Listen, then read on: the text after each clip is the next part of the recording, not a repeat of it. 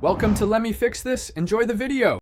In this video, I will explain how to fix a Honda Accord hood latch. First, check your hood release lever inside the car to make sure it's pulling correctly.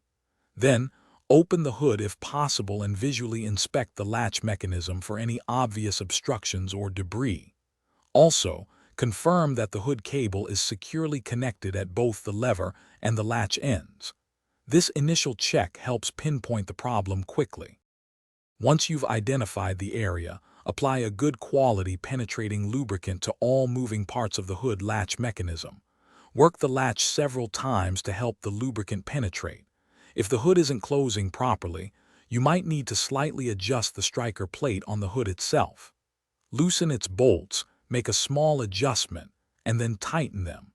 Test the hood's function after each adjustment. If lubrication and adjustment don't solve the issue, the cable might be the problem. Carefully examine the entire length of the hood release cable for any signs of kinks, fraying, or breakage. If it's damaged, you'll need to replace it. Disconnect the old cable from both the interior release lever and the hood latch. Then, route the new cable through the same path, securing it with any existing clips.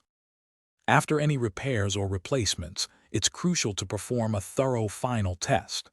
Close the hood firmly and ensure it latches securely. Then, pull the release lever and confirm that the secondary safety latch engages properly, preventing the hood from flying open. For added peace of mind, take your Honda Accord for a short, slow drive to ensure the hood remains completely closed and secure. Thanks for watching. If you found this helpful, don't forget to like and subscribe.